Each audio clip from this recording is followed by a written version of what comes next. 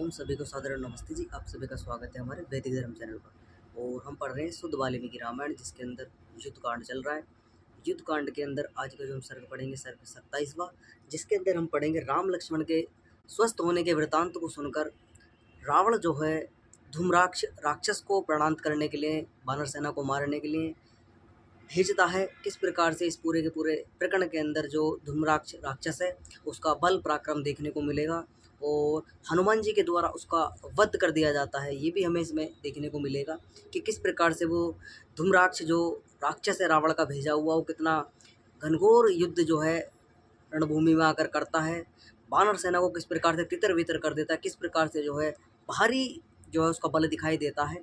तो इस पूरी की पूरी घटना को समझने का प्रयास करेंगे, समझेंगे।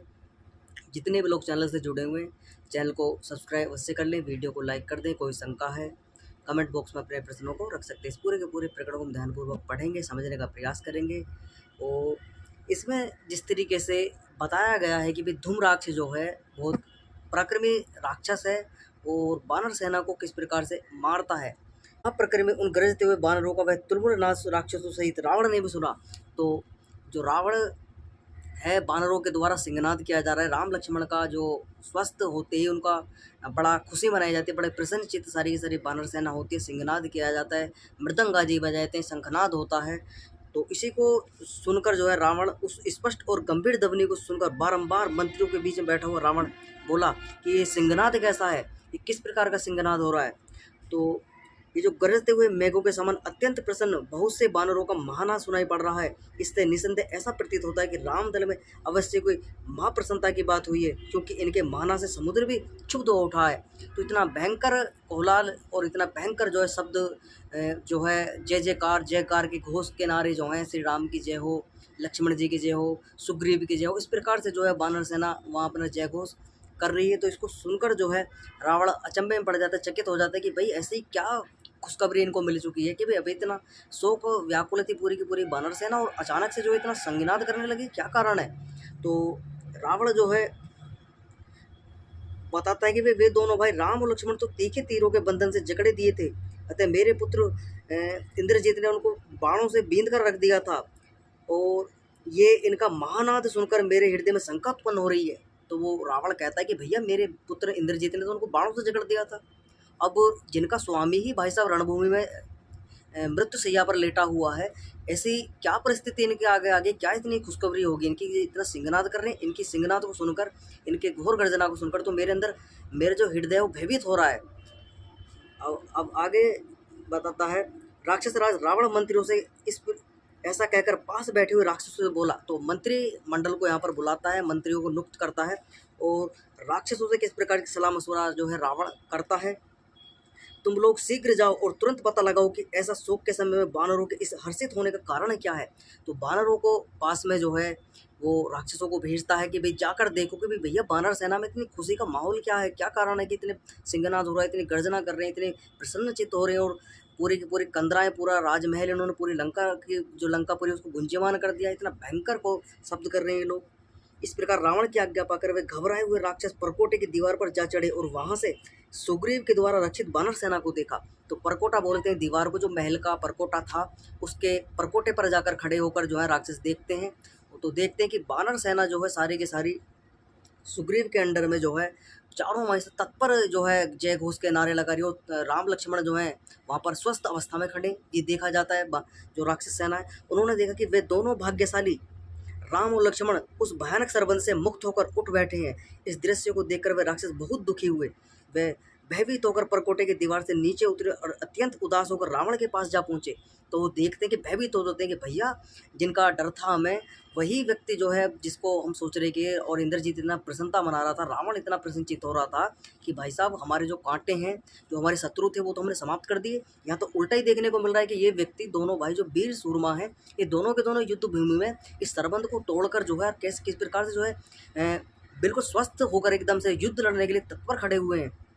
भयभीत हो जाती है जो राक्षसी सेनाएं देखकर और वहां से जो है वो राक्षस जो है तुरंत रावण के पास में कूच करते। रावण के समीप जा उन बाघपटु राक्षसों ने मुंह लटकाकर रावण को वह समस्त वृत्तांत अप्रिय संवाद यथावत कह सुनाया।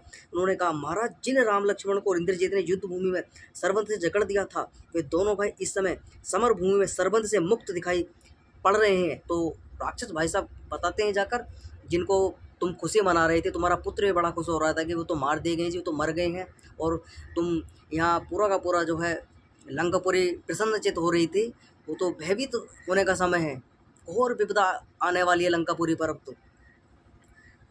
आगे महाबली राक्षस राज रावण उनके ये वचन सुनकर चिंताग्रस्त और शोकाकुल हो गया। उनका चेहरा फीका पड़ गया और बोला, यदि मेरे शत्रु सरबंध में बंधकर भी उससे मुक्त हो गए हैं तो मुझे अपनी रक्षा राक्षसी सेना के जीवित रहने में भी संदेह।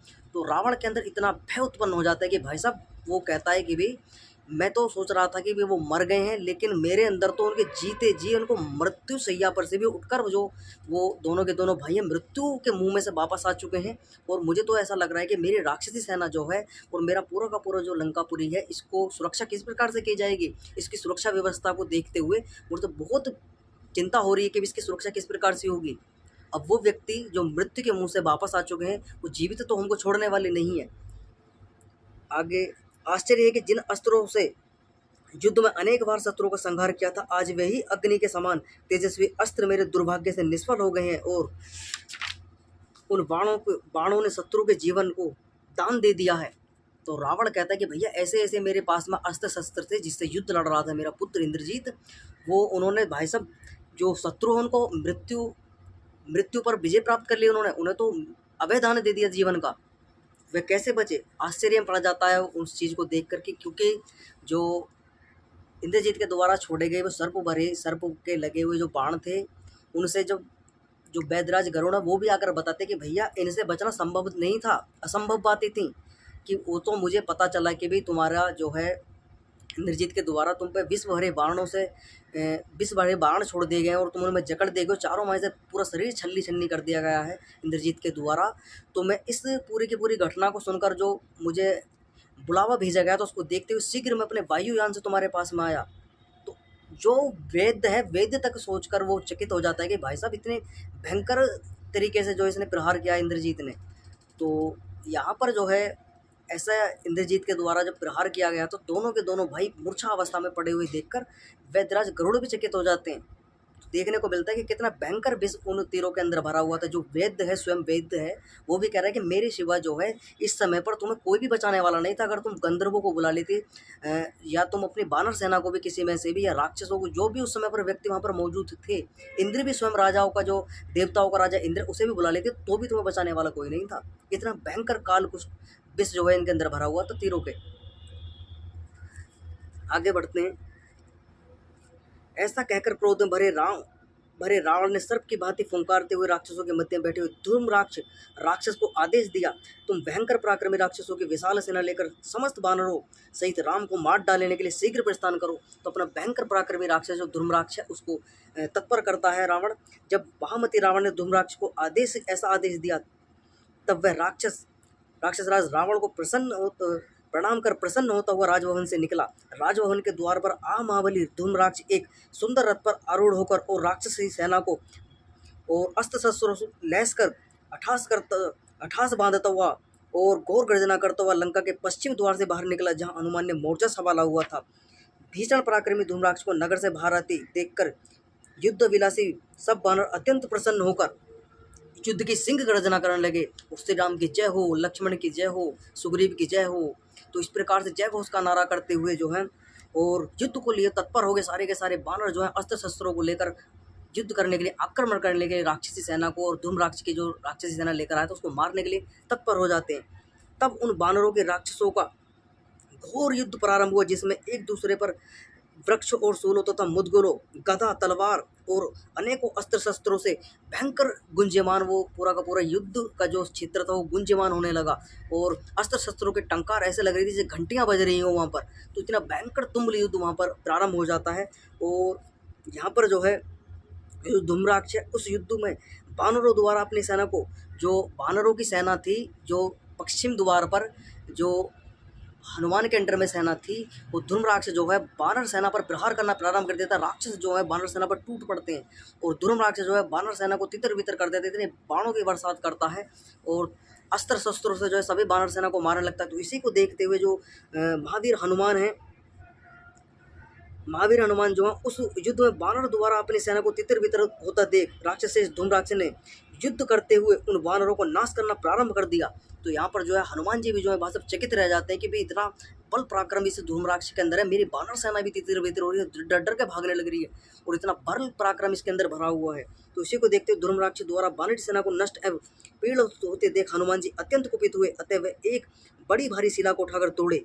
तो हनुमान जी भाई साहब क्रोधित होकर जो है कि भाई ऐसा इतना बल इतना पराक्रम इस राक्षस के अंदर कि जो इतनी वानर सेना इतनी इतनी सिंहगर्जना करते हुए सिंहनाद करते हुए राम की जय हो, विभीषण की जय हो और हनुमान की जय हो, इस प्रकार का सिंहनाद कर रही थी, वो अचानक से इतनी भयभीत होकर डर कैसे भाग रही है। तो हनुमान जी जो है धूम्राक्ष द्वारा वानर सेना को नष्ट पीड़ित होते देखकर अत्यंत कुपित हुए, अतः वे एक बड़ी शिला को उठाकर धूम्राक्ष की ओर दौड़ पड़े। हनुमान ने उस पर्वत शिखर को धूम्राक्ष के सिर पर दे मारा। उस पर्वत शिखर के आघात से धूम्राक्ष के समस्त अंग भंग हो गए और वह टूटे पर्वत की भांति ही सहसा पृथ्वी पर गिर पड़ा। धूम्राक्ष को मारा हुआ देख मरने से बचे हुए राक्षस भयभीत होकर वानरों से मार खाते हुए लंका के अंदर जा घुसे।